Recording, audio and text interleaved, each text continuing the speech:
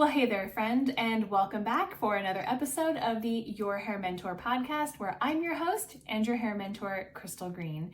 And I invite you to come take a listen to the top leaders and thinkers and experts and innovators in the beauty industry as they share their stories of triumph and struggles and success in creating their businesses behind the chair. I hope you enjoy these episodes just as much as I did recording them. See you on the inside, friend. Well, Misty, I am so excited to have you on the Your Hair Mentor podcast. As we were just chatting about prior to recording, I've been kind of cyber stalking you for a while and That's just normal. feel like, I know, I'm like, why did it take me so long to get you on the show? I just feel like our messages are so aligned and like, I just feel like I enjoy your energy. So yes, I want to talk about what you do. I want to talk about where you came from. But first of all, can you tell us the trip that you just got back from? Because, oh my God. Yes. So I just got back from Rome, Italy. Well, I don't know why I always feel like I have to say both just in case. So actually it was a retreat for Jody Brown.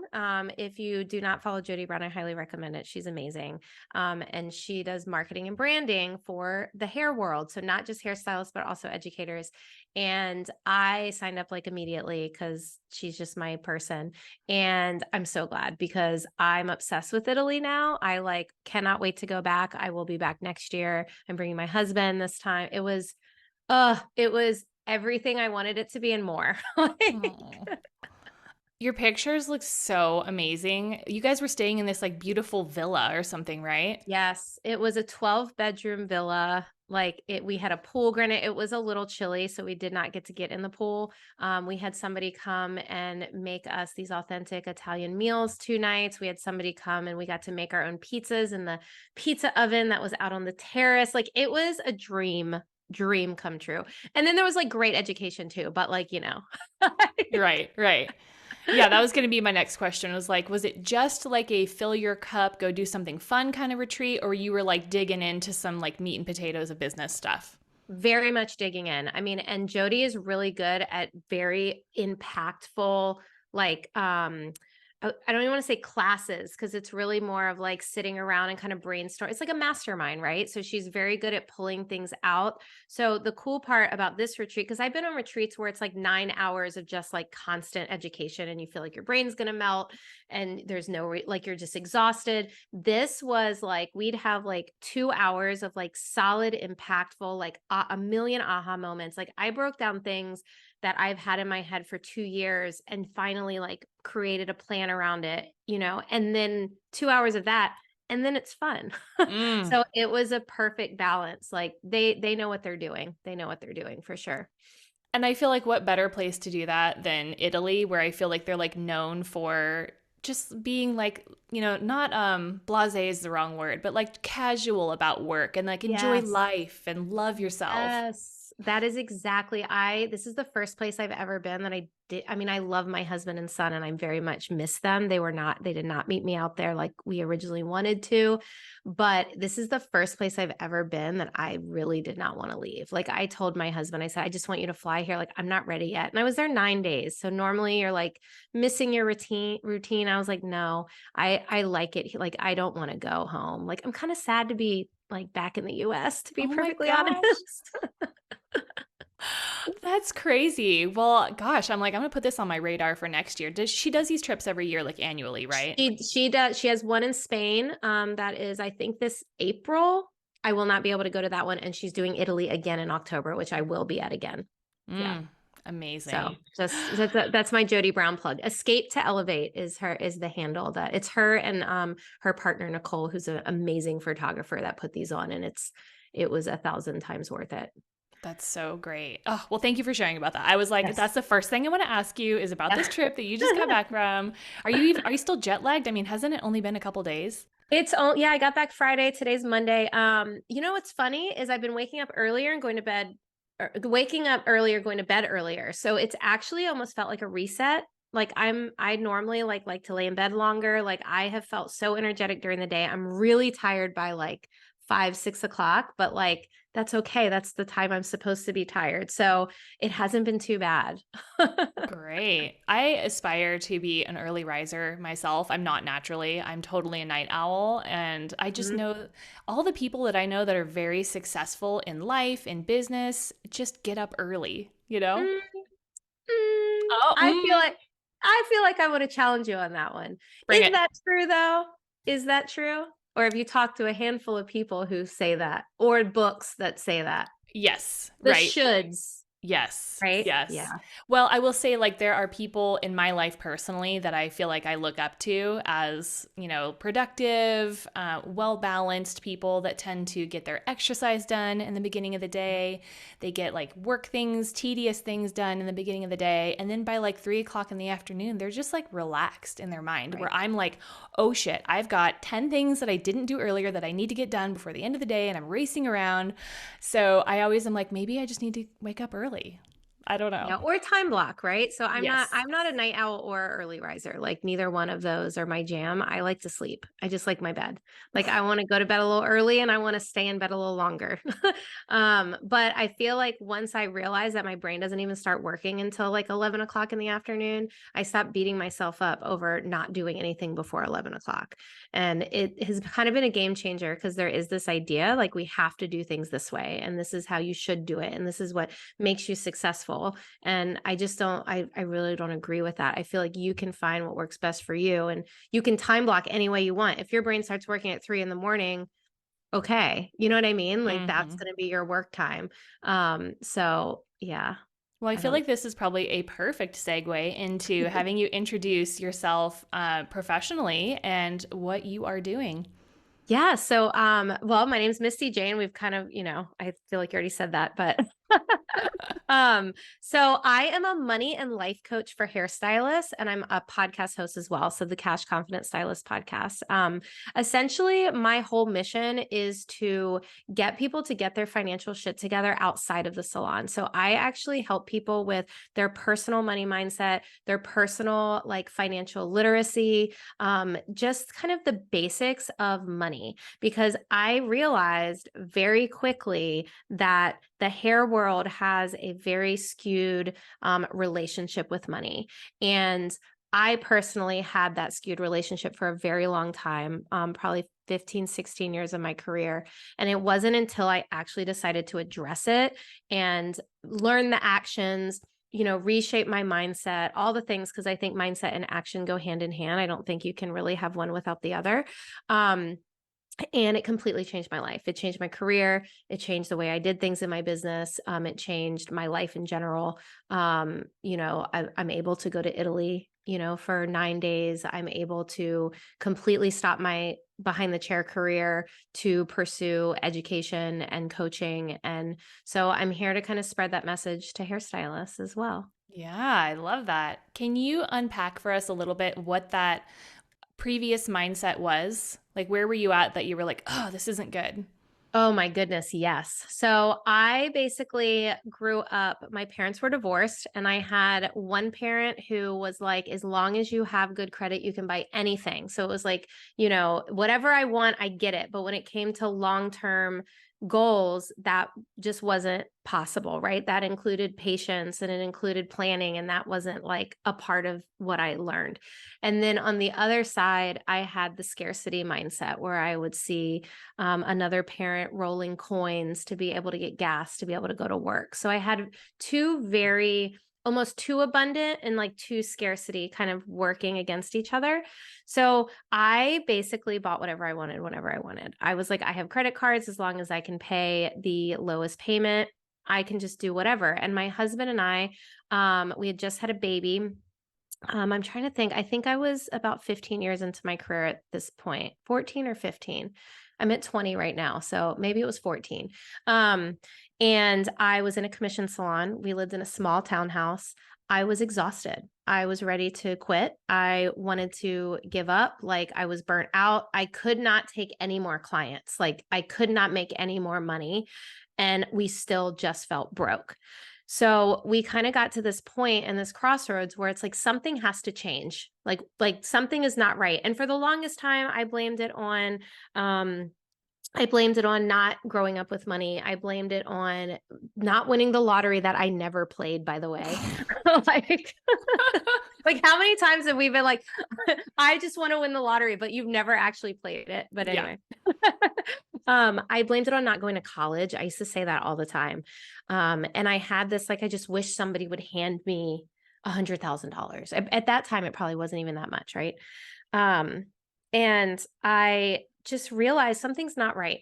Something is not right. So I kind of started seeking out information, and I found this DVD, and it was like, I think it was like $100. It was like the DVD, the book, whatever. And I remember at that time being like, I can't spend that, like $100. Like, just having this mindset of like, even that $100 is a waste, but I would drop 150 on some Lululemon leggings in a second. Right.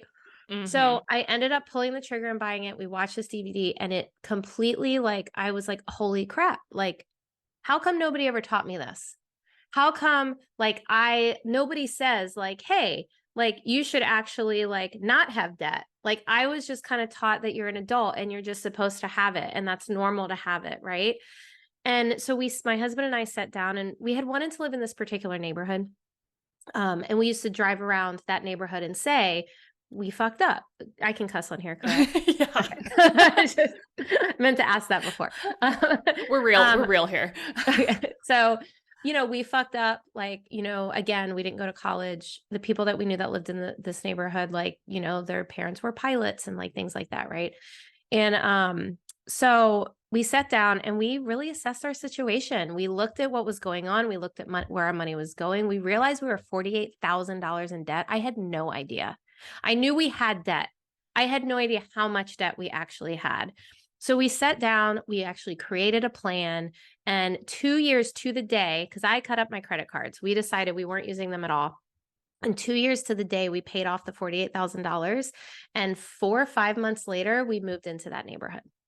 And I'm sitting in the house right now. Like, I still get emotional thinking about it, because changing my financial situation completely changed my life. Like, and you don't expect that. Like, you think it's just going to put money back into your account, right? But it changed the way I did business, right? Like, I was no longer fitting people in. Like, the burnout started going away, because we make all of our decisions based around money, whether we realize it or not, So if somebody cancels, you're freaking out because you can't pay your bills. But if you actually can like create a plan and like, get the relationship you have with money different, like, you're able to actually show up in your business differently as well. So to say it changed my life is like a complete understatement. That was a very long answer to a short question, but That's all right. We just, we're here, we're being real. It works. I like it. yes. We talked about before we started recording is like, I don't know how people do like 15, 20-minute podcast episodes. That's just not my jam, right? No. Let it fly, sister. Yeah. Was the DVD and the book that you found Dave Ramsey? It was. Yes, it was. And it's funny because we stuck with his way of doing things for about 2 months. I would walk around the grocery store with an envelope of money. Did all the things, right? But I realized very quickly that we were not going to get to our goal if we continued to live that way. Yeah. So I try to really coach my stylist in a different way of like, hey, like, it's still your life. Like, you still have to live your life. So we started actually incorporating what I call the celebrating the wins into our spending plan. So we were like, okay, we're scheduled to pay this credit card off on this date. We are going to plan to go and have a $300 fancy dinner on that month when we pay it off. So like, we realized, like, I hate this whole like, if you're in debt, you can't live your life. If you're in debt, you shouldn't step foot in a restaurant. So I realized I'm thankful for Dave Ramsey because he opened my eyes to what I needed at that moment. But I also like did not want to live in shame because I already lived in enough shame. And what is the point of trying to get through? 2 years is a long time to have a goal, right? Like, yeah. It's very easy just to be like, this, you know what? This sucks. This sucks. I don't want to do this. So I like to coach on like value-based spending. What is it that you want out of your life? How can you make that work with your goals as well, rather than just, hey, you have to give up all of your joy and all of your pleasures to hit this particular goal. Yeah, because that's not sustainable for anybody, right? No. That's what I found with Dave Ramsey as well. I have kind of a similar story to the point where I was like the frog in boiling water and didn't realize I had all of this debt surrounding me. And my husband was the one that was like, "Uh-oh," because Yeah. I've just been like same similar situation where, and then I was like rolling in this money, and I'm like, I'm just gonna buy whatever I want because like I deserve it, blah blah blah. And I found Dave Ramsey's method really tiring. Like literally, Yes. like carrying that little envelope full of cash around was like stressing me out. I did not Yep. like that feeling. I like that it taught me to pay attention to things, but then to me, there was not like a sustainable practice at the back end of like, okay, so now Yes. here's how you live the rest of your life and you be happy. To me, it was like just this very regimented thing where I was like, yeah, okay, I used it to get out of debt, but I'm like, that's not really for me long term. Right. I feel like it kind of keeps you in that scarcity mindset, right? And like Yeah. that's kind of the whole thing where mindset has to come into play.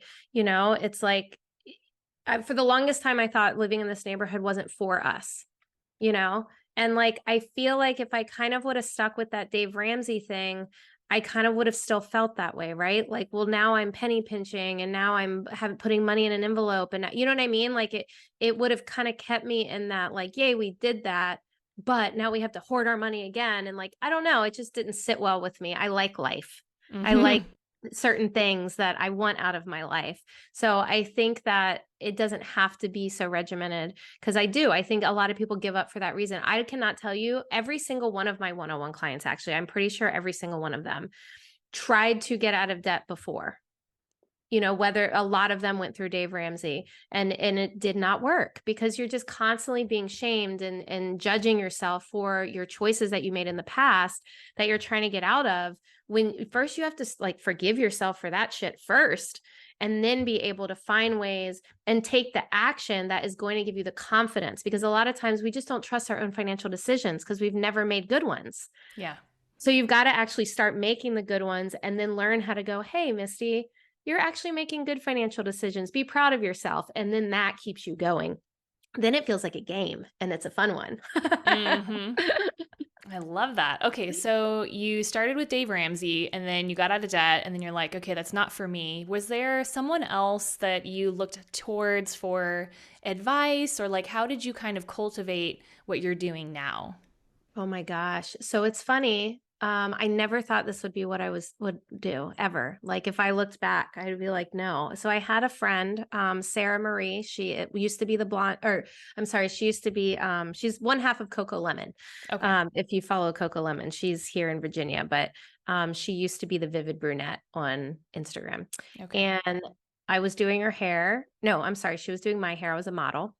And she asked me, we were talking about my money story because it was pretty fresh.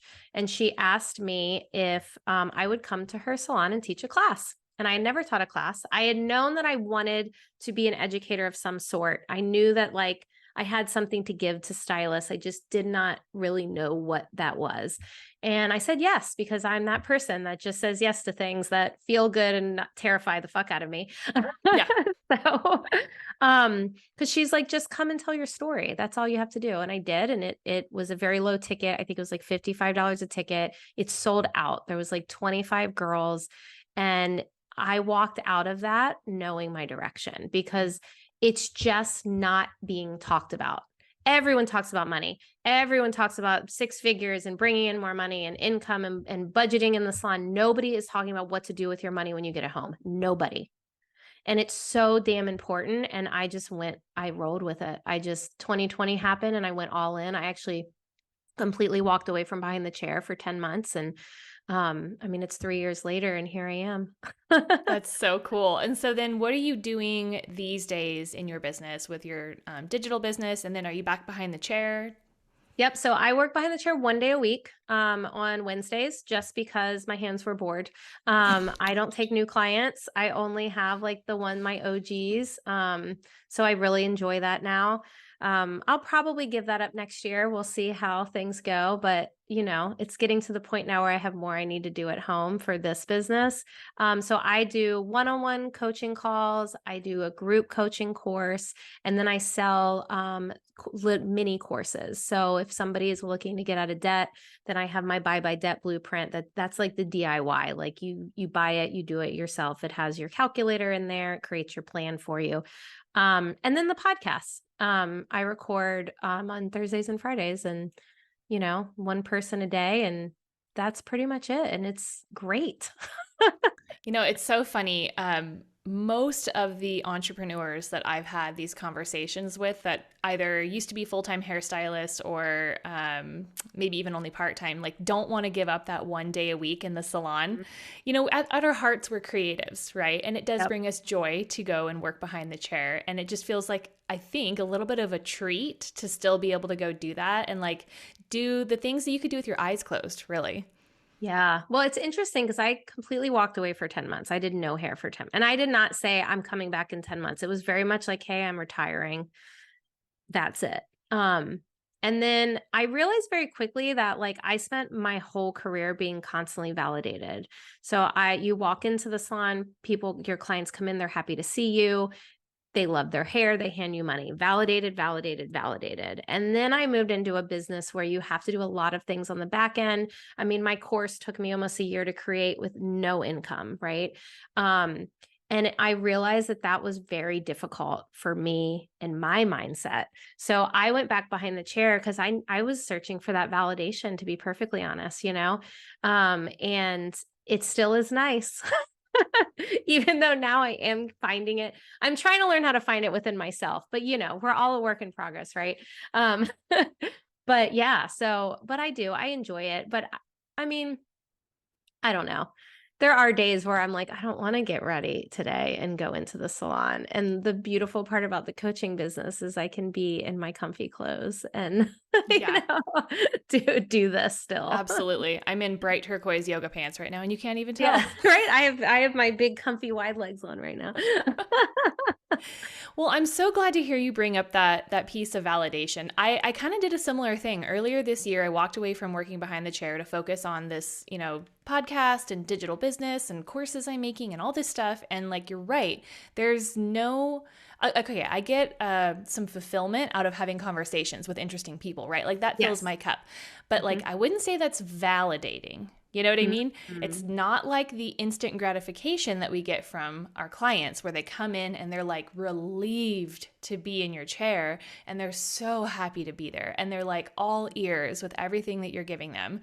And I had a few ex-clients reach out to me and they just weren't happy with where they were at. And they're like, oh, do you have anyone else? And I was just like, okay, fine, just come over and I'll do your hair. You know what I mean? Like, okay, I'll get you in. Like, let me have that dopamine hit. It was like, yeah, let me help you, but because it makes me feel good.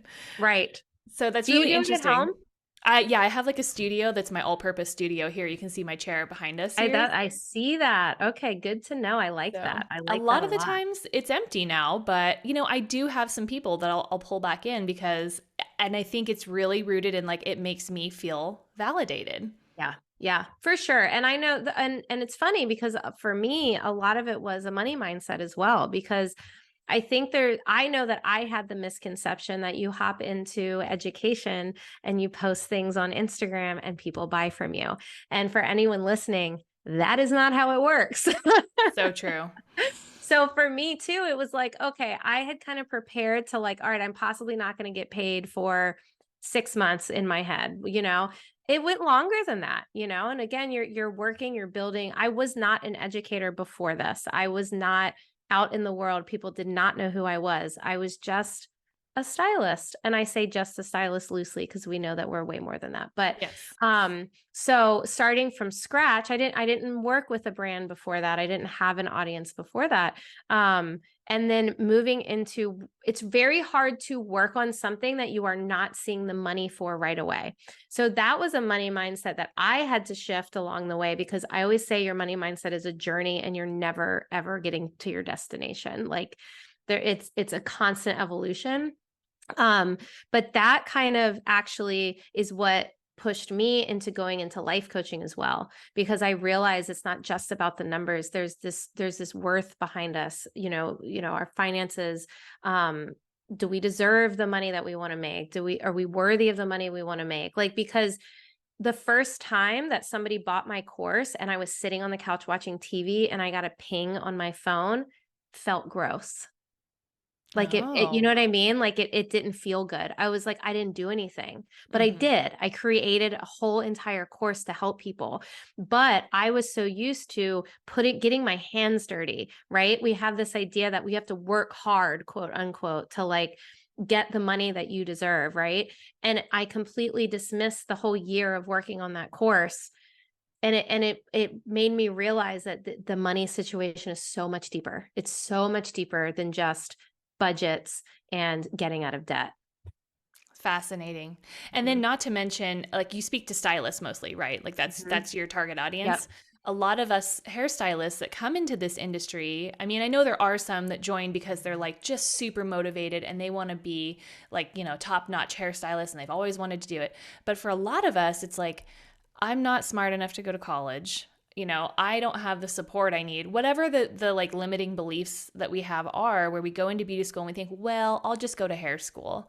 At Yep. least I could have some income. So we come in already not feeling confident in ourselves, let alone having money mindset and all this business stuff. So I wonder, with your specific coaching, like what's the first hurdle that you have to get over with hairstylists in order to kind of like help them move through their journey?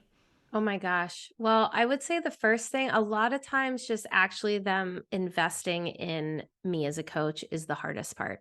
Um, that is definitely a lot of times people think, well, I already feel broke, right? Like, what am I gonna like? I'm gonna pay her money when I already feel broke. Like, this doesn't make sense. And I never talk people into like, no, you need to work with me. But I wish I could remind people that is literally why you hire me, to no longer feel broke. Like, one of my favorite testimonials is one of my past clients, Ray. She had said that she thought she was going to have to put all of her payments on a credit card, and she never had to put one on a credit card, because that is literally what I teach people, right? So I think the biggest hurdle is, one, I really don't even think it's about the money. I think it's about that trusting your decision. So people think that they're going to pay me and then they're not going to do the work. So I'm going to waste my money because I'm not going to be able to do what she is telling me to do, right? And I think that can be the hardest part sometimes. Mm-hmm. And I always say to people, like, you're thinking too much about what you might lose. You have to think about what you could possibly gain, because so many times what you're gaining is so much more than what you're actually losing. I Yeah. mean, that $99 that I paid for that DVD, like, that was priceless. I mean, I have made that back times 1,000. I don't want to say a million yet, but I'll get there. Mm-hmm. you know? So I think that sometimes that's the hardest part, is like, hey, you got to trust that you're actually going to make the change, but you got to want to make the change. You've got to want to. That's another thing, you know? Mm-hmm. It's like people want what's on the other side, but they don't want to actually like dive in and do the work. Like, my favorite thing when I get on a consult with a one-on-one client is they say, I'm hiring you and going to a therapist at the same time. Because, like, again, this work it's internal. I Yeah. mean, I can give you spreadsheets all day long, but like, it's very internal. Right, right. I know. And as much as I absolutely love the beauty industry so much, I feel like it definitely encourages that mindset of like instant gratification, right? It doesn't Yes. teach you to be patient with yourself and trust yourself. You just go to work, you do the client, you get paid. And it's like cha-ching, cha-ching, cha-ching all the time. Yep. It does not train us to trust, to do anything else. Right. And I think that the trust is interesting, because I don't think we always realize that's what the problem is. I think that we kind of get stuck in our ways, and really, like, I hear all the time, well, I'm not a numbers person. You do not have to be a numbers person. It's not about the numbers, it's about the habits. And I think that's what we forget is, and so many times, like, we know what our issue is. You know, we know, oh, I know that I go in Target and buy too much. I know that I click, add to cart on Amazon all the time. Like we know what our problem is, but we don't necessarily know how to make it stop, or we don't necessarily know why we're doing what we're doing. And that's what I try to get. I'm like, okay, so somebody tells me an issue that they have, why are you doing that? Oh, well, I'm bored. Okay. What could you do instead? Okay, could you call a friend and have an hour-long conversation with somebody that you haven't talked to in a long time? Like that's going to make you feel good, not just for that time you're on the phone with them, but for the rest of the day. But clicking add to cart makes you feel good for 15 seconds. And then it comes to your door the next day and you don't even remember what the hell you bought. Right. Right. And then you feel guilty because you wish you would have put that money somewhere else. So I think that pinpointing why we are doing what we're doing. I have a good story with this actually. One of my clients, she told me, and this was, we're in I work with people for about 6 months. So we're in our little cocoon of coaching. And she said, I figured something out today. And I said, oh yeah, what is that? And she said that she had bought an espresso machine or whatever, some coffee machine. And, she wasn't using it. She still was going through Starbucks every day before work. And what she realized, it wasn't the Starbucks coffee that she liked. It was that she was so tired in the salon, she didn't want to wash another cup. So she didn't want to wash another mug. So she just felt like if she got the Starbucks, she could throw it away. It's easy. So she went to Costco or wherever and bought disposable coffee mugs and made her own coffee at home. And it's little stuff like that where it's like, are you spending money for convenience? Are you spending money for more time? Like figuring out why are you spending the money and then what you can do to, pivot if need be. If you're spending the money on something and you absolutely love everything about it, like truly love it, Right. not like I deserve it. Like, like you really, really love it. That's different, but we're doing so many things that doesn't fall in that category. And I'm sure this is really similar to the kind of behavior that people have when it comes to weight loss journeys, right? Or weight gain journeys, like whatever their goals are, right? Fitness journeys in general, you maybe set a plan, but then you like deviate from it all the time. It's like, why did I just sabotage my plan? Right? Yes. There's a why behind it. And I think people are never successful until they figure out the why. Well, and they sabotage and then they just stop. Mm-hmm. And that's another problem too. It's like, okay, you're going to make mistakes. I've been budgeting now for 5, 6 years.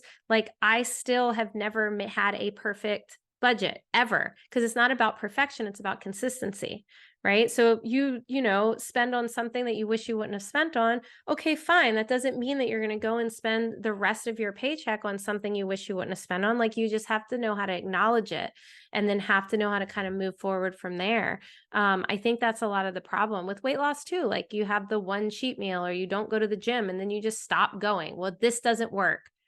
But you don't know if something doesn't work if you're not consistent long enough with it, Mm-hmm. So I will say with the money journey too, 3 months, if you can stay as consistent as possible, that doesn't mean you're not going to mess up, but stay consistent as possible for 3 months, you will see a difference. You will feel more in control of your finances. The numbers might not change. Your bank account might not have any more money in it. You might not be you'll be a little bit closer to paying off your debt. But if you stay consistent with like the path, you are going to feel like you're in control. So I think that for anyone listening, that's like, I've tried that, it doesn't work. Have you tried it consistently? Or did you try it one time, something didn't go right, and then you just gave up? Because there's a very big difference. Absolutely. 100%. Oh, so good. So I'm curious with your coaching then. So I'm like trying to equate this to something tangible for me, like a personal trainer, right? Yeah. Like let's say you hire a personal training coach. They're going to be checking in with you at every meal time. Like, how you doing? You hitting your macros? How you doing? Good. Do you check in with people on a regular basis like that? Or like, what's your flow like? It depends on what somebody needs because it depends. So what we do is if you work with me, we are talking bi-weekly for the first 2 months, and then we're talking once a month for the rest of the 6 months. And then there's Voxer support. So anytime somebody needs me or has a question or is just having a moment. I mean, I've had somebody just be like, I feel like I want to go shopping. You know what I mean? Like just having a moment in general.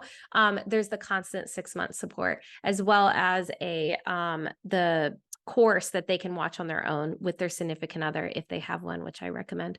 So it just depends. I have some people that, yes, they need that accountability. They need that. Like if I have somebody who has moved their call, right, because they didn't do their homework, we need to chat, because that's not usually what, like, if you didn't do your homework, we need the call more than anything. So it just depends on the person. I really think that the money journey is not one size fits all at all. I think everyone is very different. So I just give the people what they need. Give the people what Give they the need. people what they need. I saw you post something. It might have been 3 weeks ago, 4 weeks ago now. It was something about like, I want you guys to know I'm about to go on this trip and like do all these traveling things. And it's because I prioritize, values. And like you said something about like not driving a new car or whatever. And I was like, yes, I have got my old jalopy in the driveway. Yep. Yes. Yeah. What are some of the, should we call them sacrifices? I don't know if that seems like not the right word in this, right? But I mean, I don't mind that word. Some people hate that word. I mean, it's kind of what it is. I don't know. I call it value-based spending. I mean, because I think that sacrifices just scares people away, right? We get back into the shame and the judgment. But like, I don't give a shit about my car. I literally, the salon that I work in, I could walk to in 5 minutes. So we have a 2012 Tacoma, and it's fine. And for me, I don't care. We haven't done a bunch of home renovations yet because I've been traveling, and we've been prioritizing family vacations for spring break. We just took my son to Mexico and to an amazing resort. Could we have completely redone our living room and knocked down the wall I want to knock down? Sure, for that cost. Sure. But I'm just in this phase right now where the experiences are more than that. I want the experiences, and I think that sometimes we get into that whole, are people judging us, or what, back to the shoulds. I use should all the time, right? What should I be doing? My husband and I don't go out to eat that much right now because I'm trying to build this business and I'm going on all these trips on top of it. That's okay with us, So I think letting go of like what you think your life is supposed to look like and what everyone around you, or the comparison that we all have with, Instagram and all of that, like you have to put your blinders on as much as possible and say, what do I want for my life and how can I make that happen? And that's much easier said than done, but it's always fucking worth it. It's always worth it. I mean, my 2012 Tacoma and not going out to eat for a month, I just went to Italy for 9 days. Like, yeah. I mean, yes, please. Yeah. Yeah. I think maybe the takeaway here is that you have to have a clear goal in mind, and like a goal, but also like what's important to you in order to like always keep your focus. Cause I feel like I'm pretty good at that myself. Like we kind of have like the crappiest house in the nicest neighborhood, right?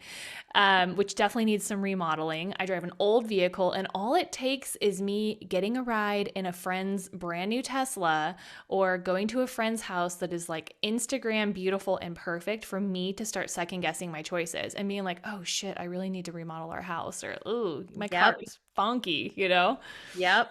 It's so true. It's hard. It's really, really hard sometimes and then it's hard to kind of figure out what it is that you really want and what it is that you think you really want. Yeah. I think that is, I've been saying for years that I want a 4Runner. Coming home from Italy, I'm like, what do I need that big car for? You know what I mean? I'm like maybe I don't need that. So it's very interesting of kind of figure, like when I ask somebody, what do you want? What do you want out of your life? That is the hardest question for some people to answer. And I think that it's something that anyone listening to this, like if I ask you, like, what do you want out of your life? You can't answer right away.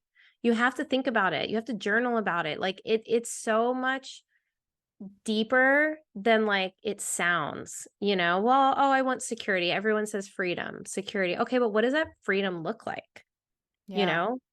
What does that look like? Like for me, I want to be able to just go to Italy, like out of nowhere, that would be amazing. But for some, they want the nice fancy thing. Why do you want the nice fancy thing? Are you trying to prove your success to somebody? Is it because you truly want it? Like there's a big difference in those things. So I think really understanding why you want something, and that takes the deep work. Again, I bring up the deep work a lot. It's like Right. growth mindset or it ain't going to happen. Totally. Yeah. Which makes total sense why you would want to do the life coaching piece with this too. Like they literally go hand in hand. Yes, you have to. I mean, I realized that very quickly. Like I thought I was just going to be like, okay, we're going to like give you a debt payoff plan and, teach you how to properly make a spending plan. And it does not, there's so much more to it. I mean, the life coaching aspect is, and personally my favorite part. I mean, it's easy to teach some action steps, but to dive in, it's a little harder. I mean, it's very, very, very normal for my clients to cry on Zoom. Not that I want them to cry, but it's definitely money brings up a lot of shit. There's money Yes. trauma that we don't realize. There's just so many, it just brings up a lot. It absolutely does. And it's one of the like weirdest things to talk about too. It's like taboo to talk about with your friends. So it's kind of like this thing that we like hold close, but we want to make it seem like we have a lot of.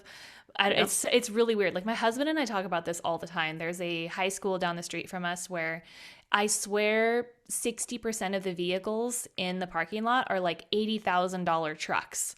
And we're like, can we see these people's income? Like, are we missing something here? Because I feel like this is insane, you know?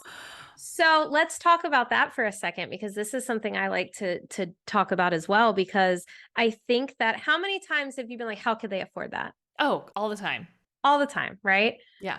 The thing is, and I mean this in the nicest way possible, it is none of our business how anyone can afford anything, because we don't know if they are in deep debt because of that truck. We don't know if their family bought them that truck. We don't know if they've saved for years to be able to buy that truck. Like we have no idea how anyone has or is able to do anything.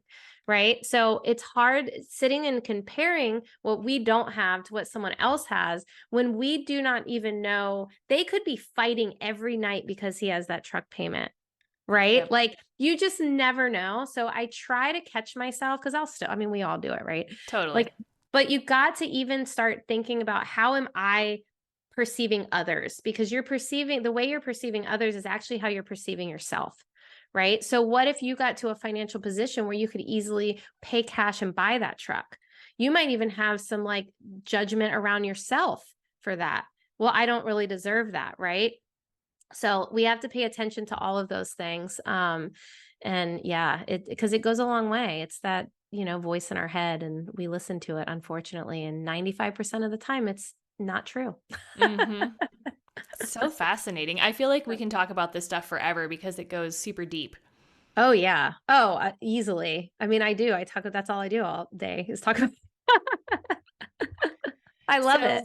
When you have I almost said patient, a patient, a client, a stylist who's a client, more or less graduate from your services and your training, do you have like other people that you recommend them to? Like, okay, once they've got their like personal finances dialed in, they've got some goals.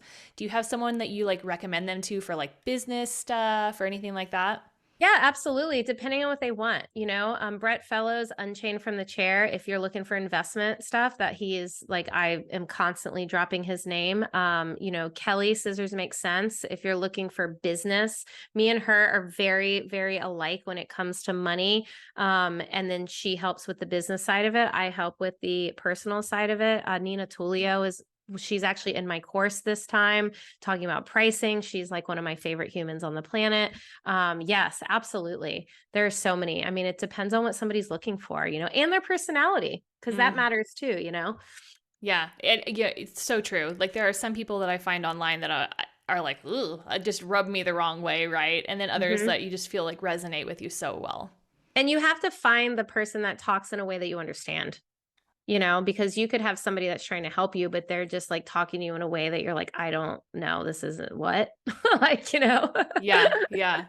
So, Which, yeah. I feel like I'm so glad that the industry is having a moment right now. There seems to be a lot of people that are doing good work like you're doing and speaking in a way that people understand, because I feel like for the longest time, like business and money, and it was all Dave Ramsey, right? Yeah. Where I feel like a lot of creatives that come into this industry are going to look at him and be like, blah, like that's Yep. just clearly I suck at money because I can't even listen to this guy talk, right? Yep. And I'm so happy that there's a lot of like softer voices maybe in the crowd now that are kind of speaking the same thing, but in a different way. Yeah. I mean, I think that if you think about it, right, you think about somebody shaming and judging, like a lot of, and there's other fitness. Now you got me thinking about personal trainers. There's other finance people out there that are like that too, where it's like this like, pain point marketing, right? But you're just kind of Jody taught me this, by the way. I'm going to give her a shout out. Pain point marketing is just going to attract people that just want to complain. And when it comes to money, I want to change the whole narrative.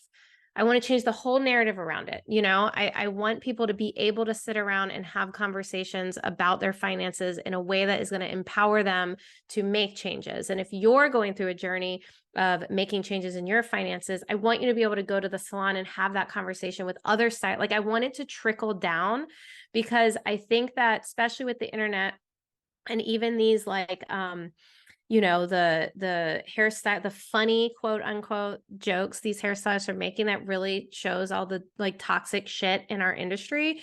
Like we can change that by changing our financial situation. Me being in this neighborhood and meeting neighbors and they're like, what do you do? Oh, I'm a hairstylist. They are shocked. They literally immediately ask me what my husband does, because obviously I couldn't live here with what I do. And I'm tired of that. I want you to be in the neighborhoods that people think you don't belong in because they think you just have a hobby, right? But we have to start changing that. We have to start looking at money as a positive thing, looking at it as a tool to create the life that you actually want, and not this bad, horrible thing like, I mean, everyone says they want to make a lot of money, but doesn't necessarily believe they deserve to make a lot of money. There's a disconnect. And I want to change that. I want money to be a good conversation to have and not this shameful. Do you know how many people have debt? So many people have debt, but we're so quiet about it. And we're so we feel so much shame about it. You know what I mean? But if you actually start having conversations and maybe, not putting the judgment on it and actually doing something about it, it's going to go a long way. Yeah. So I kind of went on a tangent here again, but I love it. I love it. I get very passionate about this. I can tell. And that's why I love having these kind of conversations with people that are very passionate about what they do, because it's easy to feel. It's like palpable how passionate you are. And then I feel like that's like attractive to someone to be like, I want that, right? Like I want to come work with you so I can feel that in my life and be that excited about something. It's great. That's what I want too. I do. So I was cool. like, it's an important topic. Yeah. It's just important. And I wish people understood how important it was and stop ignoring it, because all the stress and we ignore the money aspect of it. And it's just the stress cycle. I'm ignoring money. So money is going to continue to stress me out. And really the thing that you're avoiding is the thing that's going to take that anxiety and that stress away. So please, please, please stop avoiding it and actually start like paying attention to what needs to be changed, because nothing changes if nothing changes. Yeah. Okay. So let's lead with that. If someone's like, all right, Misty, tell me what to do. What is step one for someone that's listening to this that wants to start making the changes? Yep. Assessing your situation. Step one. And this is not just like looking at your bank statements. That's part of it. I want you to sit down. I want you to comb through your bank statements. Not just your balances. I want you to add up your debt. I do want you to see what your balances are. I want you to see how much interest you're paying as well, because that's always fun. Yeah, exactly. But I want you to start highlighting, how much are you spending on coffee? How much are you spending at Starbucks? You do not have to do this to stop doing it. You have to do it to become aware of where your money is going. Okay. So that's going to be part of step one. The other part, what did you see growing up? What was the money stories that you got brought up with? Did they not talk about money at all? did every time a parent sat down at the dining room table to pay bills, they were angry and mad and in a bad mood. Like, what is it that you saw growing up? Because that's a big piece of all this puzzle as well. It's not just what's happening, it's why you're doing what you're doing. A lot of times people don't want to talk about money because it was such a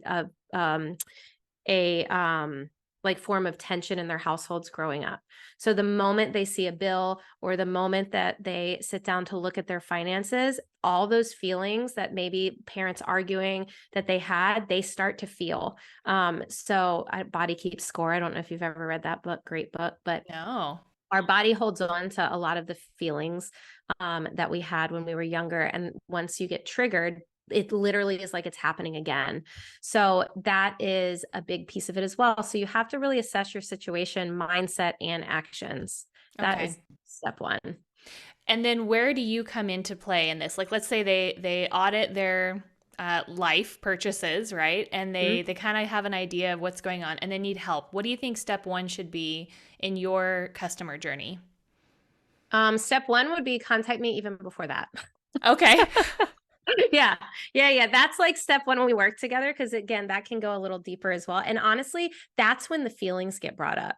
I think that the first couple calls are the hardest just because that is when all of that hidden stuff that you didn't even realize was part of your financial journey starts to bubble to the top. And that's when we need to start really diving into it and talking about it. Because again, somebody's going to sit down, they're going to hear this podcast, they're going to sit down and do that. And they're going to have lots of feelings and they're not going to know what to do with them.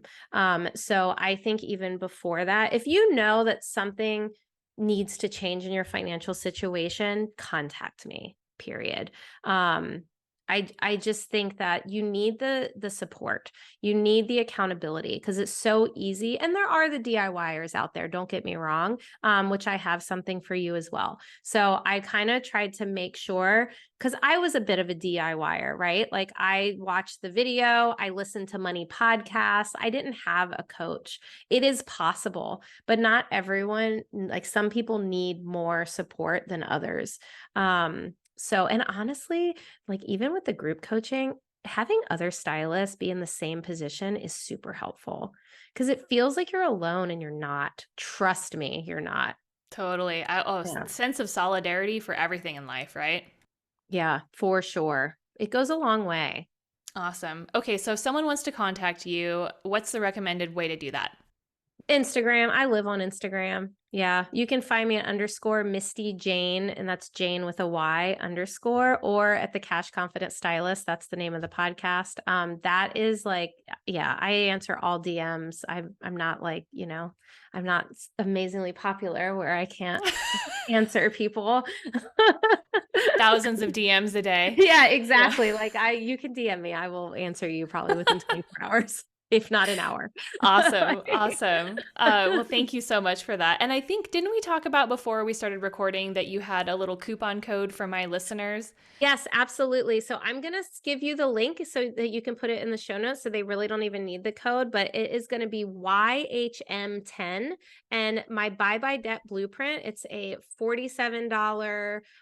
There's a video. There is a how to get like the calculator that's actually going to create your debt payoff plan for you, but your listeners are going to get $10 off. So $37.